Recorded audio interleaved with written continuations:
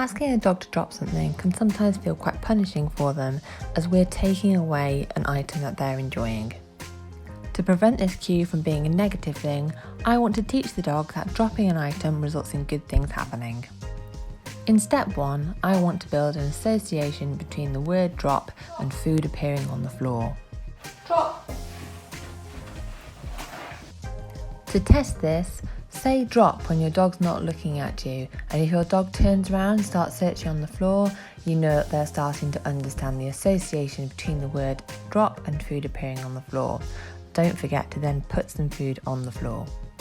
In step 2, give your dog a toy and start playing with them. Choose a toy that's fun but not too high value.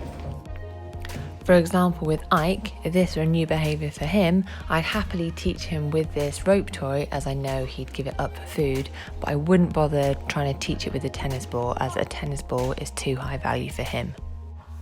When you're playing with your dog, say drop, put some food on the floor, and then drop the toy or stop playing with it. At this point, the dog should have let go of the toy and will be eating the food on the floor. If you have good timing, you can vocally mark when the dog drops the toy. But don't worry too much if you can't quite get the timing right. There are lots of moving parts going on at the moment and your dog will still learn. If your dog does not drop the toy when the food is on the floor, we might want to stop and have a little think about the value of the reinforcers in play here. Is the toy that we're using more valuable than the treat? In which case, do we want to increase the value of the food, or do we want to find a toy that's less valuable to the dog? During this step, I don't take the toy whilst the dog is eating the treat. I don't want the dog to think that I'm tricking them. When they finish with the treats, we play with the toy again. After a few repetitions of that behaviour, I'm going to go on to step 2, which is where when they are eating, I'm going to confidently and calmly pick up the toy. Or, after I put the food on the floor, I can just keep the toy in my hand. As I've already taught them that they can have the toy back after they've eaten the treats, they don't have to worry about losing access to the toy. In my final step, I'll gradually build up the delay in producing the treat after I've said the word drop.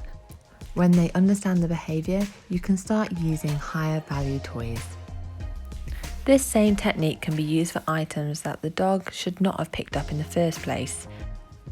This is usually an item of clothing that didn't quite make it into the washing basket. When we see our dog with the sock or whatever it is that they found, we sometimes panic. Oh gosh, no, you shouldn't have that. And then we start to chase the dog.